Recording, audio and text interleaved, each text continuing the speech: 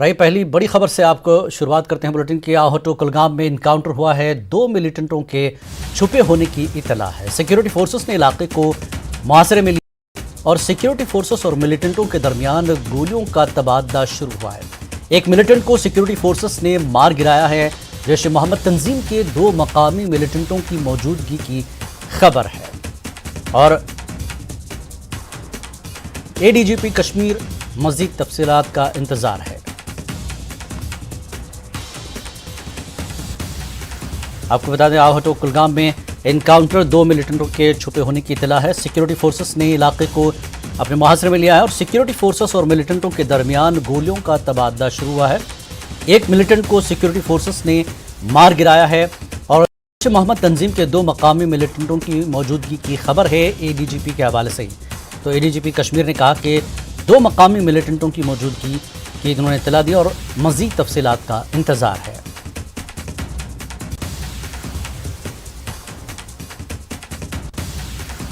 एक बार फिर अब नाजरीन को बता दें कि आहोटो कुलगाम में इनकाउंटर 2 मिलिटेंटों के छुपे होने की इतला है और सिक्योरिटी फोर्सेस और मिलिटेंटों के दरमियान गोलियों का तबादला शुरू हुआ है। सिक्योरिटी फोर्सेस ने इलाके को मुहासरे में ले लिया है। एक मिलिटेंट को सिक्योरिटी फोर्सेस ने मार गिराया है। जैश ए मोहम्मद तंजीम के 2 मकामी मिलिटेंटों की मौजूदगी की खबर है। ये इतला डीजीपी कश्मीर के हवाले से मिली है। मजीद तफसीलात का इंतजार है। तो आहोटो कुलगाम में इनकाउंटर में सिक्योरिटी फोर्सेस ने इलाके का मुहासरा किया और सिक्योरिटी फोर्सेस और मिलिटेंटों के दरमियान गोलियों का तबादला शुरू हुआ है। पूरे इलाके को सिक्योरिटी फोर्सेस ने मुहासरे में लिया है। कार्रवाई जारी है और एक मिलिटेंट को सिक्योरिटी फोर्सेस ने मार गिराया है और एडीजीपी कश्मीर के हवाले से सामने आया है कि जैश ए मोहम्मद तंजीम के 2 मकामी मिलिटेंटों की मौजूदगी की खबर दी है उन्होंने। मजीद तफसीलात का अभी इंतजार है।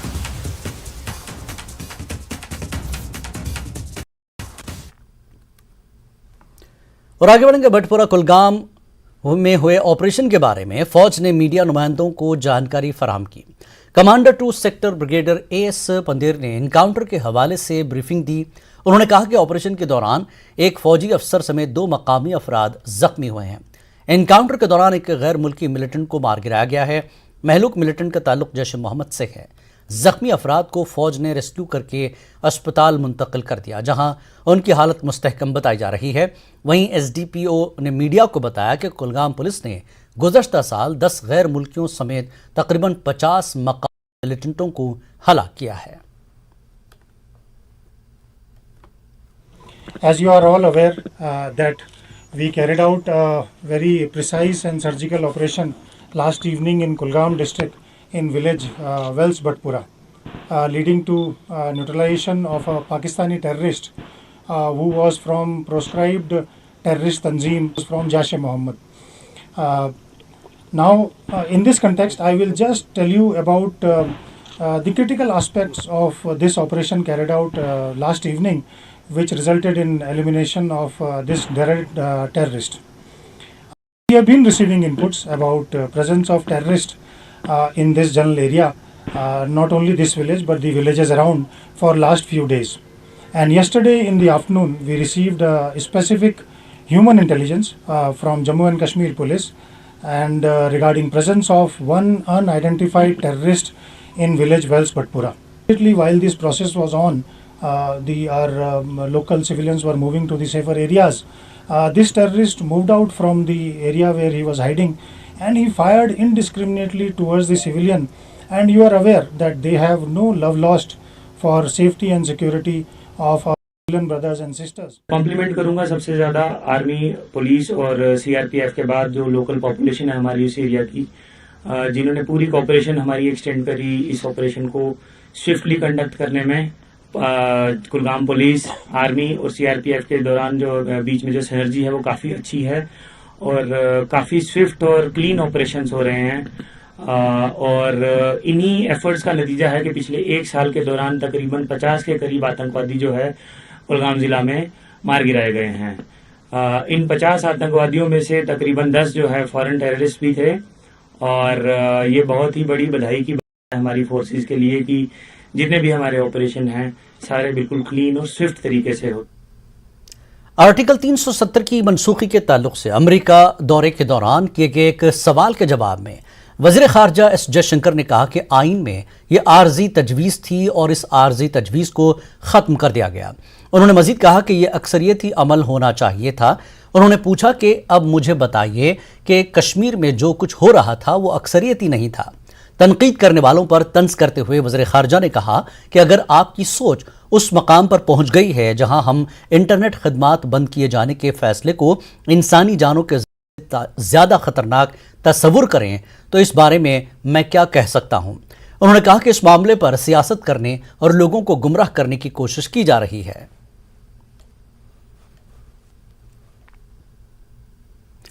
बीजेपी ने दफा 370 की मनसूखी से मुताल्लिक वज़ीर ख़ारजा एस जयशंकर के बयान का खैर मकदम किया है। 370 अपीजमेंट के लिए था। धारा 370 के कारण से अलगाववाद, आतंकवाद, भ्रष्टाचार, परिवारवाद, इस प्रकार की चीज़ें फैली। कश्मीर की तबाही हुई, ये हम पिछले उस चीज़ से देख सकते हैं। बाकी स्टेट्स में जिस प्रकार से डेवलपमेंट होती है, जम्मू कश्मीर उससे वंचित रहा। भारत में एक मजबूत सरकार है और बढ़िया कूटनीति है और उस कूटनीति के आधार पर हम पूरे विश्व से अपने संबंध बनाए हुए हैं। पाकिस्तान की प्रॉब्लम ये है कि उनके जो इंटरनल मैटर्स हैं उनको डाइवर्ट करने के लिए इस प्रकार की बातें करते हैं और जानते हुए कि कुछ होने वाला नहीं है और पूरा जो पक्ष होता है वो भारत के प्रति होता है। इन सब विषयों पर जयशंकर जिन्हें जो कहा है बिल्कुल सही कहा है। धारा 370 भारतीय जनता पार्टी का मुद्दा भी था और उसको हटाया भी, और दोबारा कभी वापस आएगा ऐसा लगता नहीं। दफा 370 की मनसूखी से मुताल्लिक वज़ीर एस जयशंकर के बयान को पीडीपी, एनसी, अपनी पार्टी और कांग्रेस ने निशाना बनाया। पीडीपी के मुताबिक बीजेपी कल भी दफा 370 पर सियासत करती थी और आज भी कर रही है। वहीं इन जमातों ने सुप्रीम कोर्ट से मुस्बत फैसले की उम्मीद जाहिर की है। 17 साल से तो जिस जमात के साथ आप हो वो तो 370 पे सियासत कर रही है। 370 उनका मेन एजेंडा था, आपका पॉलिटिकल एजेंडा था, आपके मैनिफेस्टो में था। आपने तो इसके ऊपर सियासत की है, तो आप कैसे किसी को नसीहत दे सकती है वो पार्टी कि जिसने इस पर सियासत की हो। बाकी हम ये कहना चाहते हैं कि जम्मू कश्मीर का विलय तो टेम्परेरी नहीं था ना। जम्मू कश्मीर का हिंदुस्तान के साथ विलय तो परमानेंट है ना, जिसको हम मानते हैं कि हमें नहीं है। तो जिन शर्तों पर हुआ या जो चीज़ें हमें with in the constitution of India हमें मिली वो 5 अगस्त 2019 को हमसे छीनी गई और पूरे जम्मू कश्मीर को जेल में डाल के छीना गया। तो मैं समझता हूं कि आज 370 पर आज सियासत जो है पहले भी बीजेपी कर रही है, आज भी बीजेपी कर रही है। हमारे लिए 370 सियासी मुद्दा नहीं है। हमें पूरी उम्मीद है कि सुप्रीम कोर्ट पे पूरा हमें भरोसा है कि हमारी बात वहाँ सुनी जाएगी और जो हमें स्टेटस, जो हमें हक with in the constitution of India हमें मिले थे वो हमें वापस मिलेंगे। देखिए, ये उनका अपना कहना है। जहाँ तक नेशनल कॉन्फ्रेंस का मौक़िफ़ है बड़ा साफ है। हम 370 और 35A के लिए लड़ रहे हैं, सियासी तौर पे भी और लीगली भी। लीगल तौर पे जो मुल्क का सुप्रीम कोर्ट है वहाँ पे हमने केस रखा हुआ है और जल्द ही उसकी शायद कहा है उन्होंने कि हम सुनवाई करेंगे। जो फैसला होगा वो देखेंगे हम। लेकिन जहाँ तक नेशनल कॉन्फ्रेंस का मौक़िफ़ है सियासी तौर पे हम लड़ रहे हैं और लड़ेंगे। हमारे जयशंकर जी फॉरेन मिनिस्टर साहब ने जो फरमाया है यह अगर हकीकत थी तो 1947 से 2019 तक ये क्यों नहीं कहा गया लोगों को ये टेम्पररी एक मेजर है। ठीक है, आज 2019 के बाद वो भी कहते हैं और वहाँ पे भी कहते हैं। मुझे लगता है appropriate would have been not to comment on it because this is in the court of law. I don't agree with his comments. I said because I would not like to comment too much on 370 because it is in the highest court of this country. It is in Supreme Court and we expect the Supreme Court will do justice. Court में pending मामला है supreme court ने इससे पहले 2 बार इस 370 के issue को लेकर जजमेंट्स दी है। पहले भी ये चैलेंज हुआ और सुप्रीम कोर्ट ने जजमेंट दी है। जिस मिनिस्टर की आप रेफरेंस दे रहे हो उस मिनिस्टर पहले 2 जजमेंट्स को पढ़ना चाहिए। जम्मू कश्मीर कांग्रेस के सदर वकार रसूल ने इल्जाम लगाया कि बीजेपी अपने मफाद को पूरा करने की गर्ज से जम्मू कश्मीर में नई सियासी जमातों को तश्कील दे रही है और आज़ाद की डेमोक्रेटिक आज़ाद पार्टी भी इन्हीं जमातों की एक इकाई है। कोकरनाग अनंतनाग में पार्टी कारकुनों के इजलास से खिताब के बाद वकार रसूल ने कहा कि कांग्रेस तेजी से उभर रही है, इस इजलास में तारकुरा जी अमीर, रमन भल्ला, सुरेंद्र सिंह चन्नी के अलावा दीगर लीडरान भी मौजूद रहे। इन लीडरान ने कांग्रेस को मुस्तहकम बनाने के लिए कारकुनों पर जोर दिया। इस मौके पर साबिक वजीर ममलिकत बराए दाखिला मोहम्मद मकबूल डार के फर्जंद मकबूल डार ने कांग्रेस में शमूलियत इख्तियार कर ली। खड़ा कर रही है। पहले उन्होंने 2 पार्टियां अपनी फेवरेट रखी थी, जिसमें अपनी पार्टी और दूसरी पार्टियां हैं, और अब उन्होंने एक और पार्टी बनाई है। वो कोशिश कर रहे हैं कि सेकुलर वोट जो है वो डिस्ट्रीब्यूट हो जाए और उनको उसका फायदा मिले। लेकिन लोगों को पता है जो ये दगाबाज पार्टियां आज बन रही हैं, ये बीजेपी की क्रिएटेड पार्टियां हैं सारी।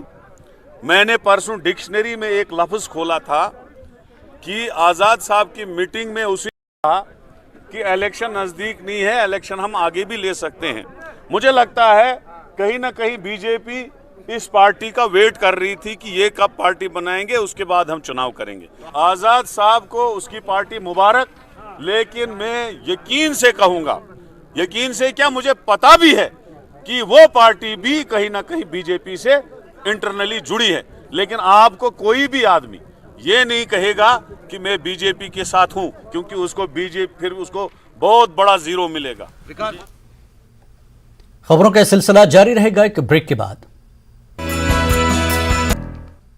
जमीन पर कहीं जन्नत है तो वो कश्मीर है।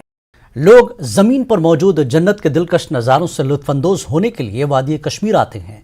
अपनी खुशियों को दोबाला करने के लिए और उन्हें यादगार बनाने के लिए लोग वादी में शादी की तकारीब का अहतमाम कर रहे हैं। कश्मीर के मशहूर करने वाले खूबसूरत मकामात दुनिया भर के सयाहों को यहाँ शादियों की तकरीब मुनक्किद करने के लिए अपनी तरफ राग़िब कर रहे हैं। इससे कश्मीर के मुख्तलिफ कारोबारी शोबों को फ़ायदा हो रहा है। पेश श्रीनगर से हमारे नुमाइंदा फजा ज़ैनब की ये रिपोर्ट। हमें दीजिए इजाज़त। आदाब।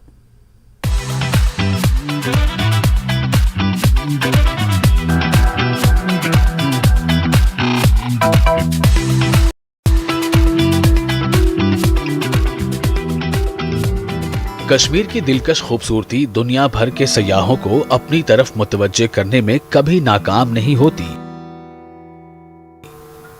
कश्मीर इंडिया में सयाहों के लिए सबसे खूबसूरत जगह मानी जाती है।